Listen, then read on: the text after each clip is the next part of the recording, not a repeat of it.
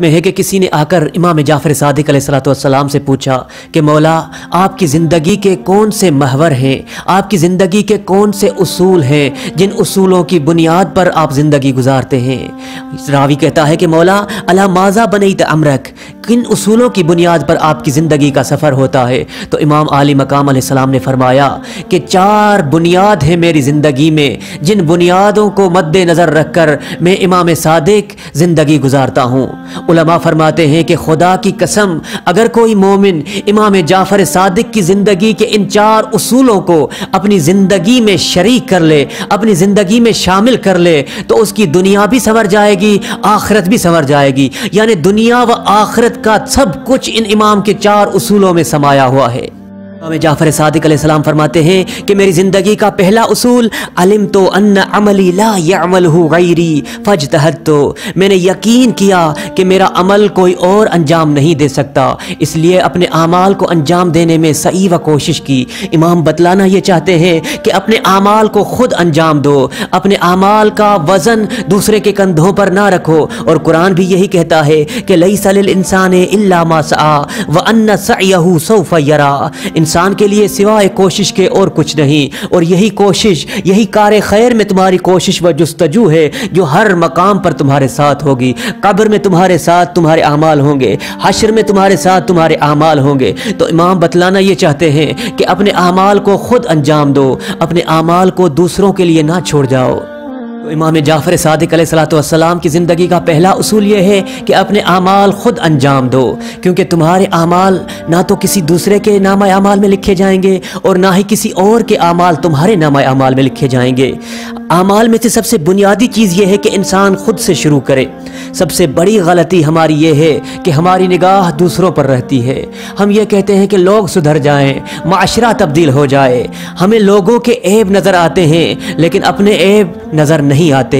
ये सबसे बड़ी मुश्किल है। हालांकि कुरान मजीद ने इंसान को मुतनब्बह करते हुए क्या कहा कि अलैकुम अनफुसकुम, ए साहिबान ईमान, सबसे पहले तुम खुद को दरियाफ्त करो, सबसे पहले अपनी निजात व हिदायत की फ़िक्र करो। जो इंसान अपनी हिदायत की फ़िक्र ना रखता हो, अपनी बख्शिश व मग़फ़िरत की फ़िक्र ना रखता हो, वो माशरे की बख्शिश व मग़फ़िरत की क्या फ़िक्र रखेगा। मौला कायनात अलैहिस्सलाम ने फरमाया, यब्न आदम कुन वसिया नफ्सिका फ़ी मालिक, ए औलाद आदम, अपनी माल और दौलत में अपने नफ्स के लिए वसीयत कुनंदा बन जाओ। यानी ख़ुद को वसी बनाओ अपनी ज़ात के लिए, बजाय इसके कि अपने वरसा को ये वसीयत करो कि तुम्हारे बाद तुम्हारे माल से खुम्स व ज़कात निकालें, तुम्हारे बाद तुम्हारे अमवाल और दौलत को राह खुदा में ख़र्च करें। इससे बेहतर है कि तुम अपने हाथों से अपने माल को राह खुदा में सर्फ करो, कि अपने आमाल को दूसरों के कंधों पर छोड़कर जाना सबसे बड़ी अहमकी और बेवकूफ़ी है। क्योंकि आपके बाद क्या पता कि आपके वरसा आपकी वसीयत पर अमल करेंगे या नहीं करेंगे। अगर बिलफ़र्ज़ आपकी वसीयत पर अमल करें भी, आपके वरसा दीनदार भी हों, तब भी अपने हाथों से राह खुदा में सर्फ करना, राह खुदा में खर्च करना, अपने हाथों से नेक अमल की बुनियाद रखना, इसमें और वरसा तुम्हारी नियाबत में कोई कार खैर अंजाम दें, इन दोनों आमाल में ज़मीन और आसमान का फ़र्क है। रिवायत में है कि एक ताजिर ने वसीयत की कि जब मैं मर जाऊं तो मेरी दौलत में से फ़लाँ अंबार जो खजूरों का है वो पैगंबर अकरम अपने दस्ते मुबारक से फ़ुकरा में तकसीम करें। जब वो शख्स दुनिया से चला गया और पैगंबर अकरम को ये वसीयत बताई गई तो आप हज़रत ख़ुद तशरीफ़ लाते हैं, अपने हाथों से उस पूरे अंबार को फ़ुकरा में तकसीम किया। पैगंबर ने देखा कोने में एक खजूर का दाना पड़ा हुआ है, उस दाने को आप उठाते हैं, सहाबा से मुखातब होकर फरमाते हैं कि अगर ये शख्स अपनी ज़िंदगी में इस खजूर के एक दाने को अपने हाथों से फ़ुकरा में तकसीम करता तो इस पूरे अंबार को राह खुदा में खर्च करने से बेहतर था। अल्लाह अकबर। इमाम जाफ़र सादिक अलैहिस्सलाम फरमाते हैं, मेरी ज़िंदगी का दूसरा उसूल ये है कि अलिम तो अन्नल्लाह अज़्ज़ा व जल्ला मुत्तलिउन अलैया फ़स्तहयैतु, मैं इस यकीन तक पहुँचा कि मेरी ज़िंदगी के तमाम लम्हात, मेरा पूरा वजूद खुदा के सामने है। कोई मेरे वजूद की चीज़ खुदा से पोशीदा नहीं, हत्ता वो मेरी नीयत तक को, मेरे इरादे तक को जानता है। आप दूसरों से अपनी नीयत और इरादे को छुपा सकते हैं, लेकिन वो ज़ात उससे तुम्हारी कोई नीयत, नीयत, कोई इरादा, कोई फिक्र पोशीदा नहीं। तो इमाम फरमाते हैं जब इंसान इस मकाम तक पहुँचे कि वो खुदा के सामने है, उसका कोई फेल, कोई किरदार, कोई रफ्तार खुदा से पोशीदा नहीं, तो वो इंसान खुदा की नाफरमानी करते हुए शर्म करेगा, वो खुदा का इस्यान व गुनाह करते हुए उसे हया होगी। तभी तो मिलता है कि आयतुल्लाह तबातबाई ने अपने उस्ताद मोहतरम से कहा कि मुझे कोई वसीयत फरमाएं, तो उन्होंने एक ही जुमला कहा कुरान की इस आयत को अपनी ज़िंदगी का महवर करार दे दो, तुम्हारी ज़िंदगी तब्दील हो जाएगी। वो कुरान की आयत कौन सी है? अलम यअलम बिअन्नल्लाह यरा, क्या तुम नहीं जानते कि खुदा हमेशा तुम्हें देख रहा है, हर वक्त तुम खुदा की निगाहों के सामने हो। जब इंसान इस आयत को अपनी ज़िंदगी में ढाल दे तो अज़मत इलाही उसके वजूद में मुतजल्ली हो जाएगी, और जब अल्लाह की अज़मत तुम्हारे सामने आ जाए तो कोई भी बंदा हो खुदा का, वो खुदा की नाफरमानी करते हुए शर्म व हया करेगा। हमें जाफ़र सादिक अलैहिस्सलाम ने फरमाया, मेरी ज़िंदगी का तीसरा उसूल कि जिस उसूल की बुनियाद पर मैं सादिक आले मोहम्मद ज़िंदगी गुजारता हूँ, ये है कि अलिम तो अन्ना रिज़्की ला याकुलहु गैरी। मैं इस यकीन तक पहुँचा कि खुदा ने मेरे हिस्से का जो रिज़्क करार दिया है उसको कोई और इस्तेमाल नहीं कर सकता, मेरा रिज़्क कोई और नहीं खा सकता, इसलिए मैं रिज़्क के एतबार से कभी परेशान नहीं हुआ। अलैहिस्सलाम ने दर्स दिया कि रिज़्क के एतबार से तुम अपनी सही करो, कोशिश करो खुदा की बंदगी में रहकर, बाकी रिज़्क के लिए कभी परेशान ना होना, रिज़्क तुम्हारा खुदा के ज़िम्मे है।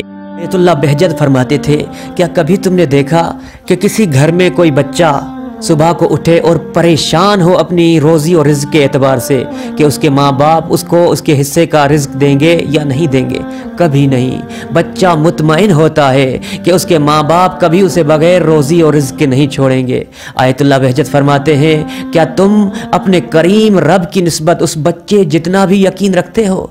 वो बच्चा जो माँ बाप पर यकीन रखता है कि उसके माँ बाप उसे बग़ैर रोज़ी और रिज़्क के नहीं छोड़ेंगे, क्या तुम्हारा करीम परवरदिगार तुम्हें बग़ैर रोज़ी रिज़्क के छोड़ देगा? रिवायत में है कि अगर कोई इंसान हमेशा रोज़ी और रिज़्क के एतबार से गमगीन रहता हो तो वो इंसान खुदा से, अपने रब से, अपने परवरदिगार से बदबीन हो जाता है, और जब वो अपने खुदा से बदबीन हो जाए तो उसके इस अमल को गुनाह में शुमार किया जाता है। यानी अगर कोई इंसान रोज़ी और रिज़्क के एतबार से अपनी कोशिश करे, उसके बावजूद गमगीन रहे, इस गम में रहे कि कल को मेरी रोज़ी का क्या होगा, कल मुझे खुदा रिज़्क देगा या नहीं देगा, तो उसकी ये बदगुमानी खुदा की निस्बत गुनाह में शुमार होती है। यानी आप अपने वजीफ़े पर अंजाम दें, आप अपनी सही और कोशिश करें, बाकी सब खुदा पर छोड़ दें। अगर कोई रिज़्क आपको नहीं मिलता तो यकीन जान लीजिए कि वो आपके हिस्से का नहीं था। मासूम फरमाते हैं, अगर आपके रिज़्क में खुदा इजाफा कर दे, 2 बराबर 3 बराबर आपकी हैसियत से ज़्यादा आपको रिज़्क दे दे, तो फिर मगरूर ना होना, बल्कि उस रिज़्क में अपने अहल व अयाल को, अपने रिश्तेदारों को, मुस्तहकीन को, फुकरा को शरीक करना, क्योंकि खुदा फरमाता है ल इन शकरतुम ल अज़ीदन्नकुम, अगर तुम मेरी नेमत का शुक्र करोगे तो मैं खुदा उस नेमत में इजाफा कर दूंगा। इमाम जाफ़र सादिक अलैहिस्सलाम फरमाते हैं, मेरी ज़िंदगी का चौथा उसूल ये है कि अलिम तो अन्ना आखिर अमरी अल मौत। मैं इस यकीन तक पहुँचा कि दुनिया की इंतहा फ़ना है, दुनिया की इंतहा नीस्ती व नाबूदी है, तमाम आलम कायनात को एक दिन फ़ना होना है, तमाम मौजूदात आलम को एक दिन मौत का जायका चखना है। जब मैं इस यकीन तक पहुँचा तो मैंने सफ़र आखिरत के लिए ख़ुद को आमादा किया। अगर कोई इंसान, अगर कोई मोमिन अपनी ज़िंदगी में इमाम जाफ़र सादिक अलैहिस्सलाम की ज़िंदगी के इन 4 उसूलों को शरीक कर ले, दुनिया भी उसकी, आखिरत भी उसकी।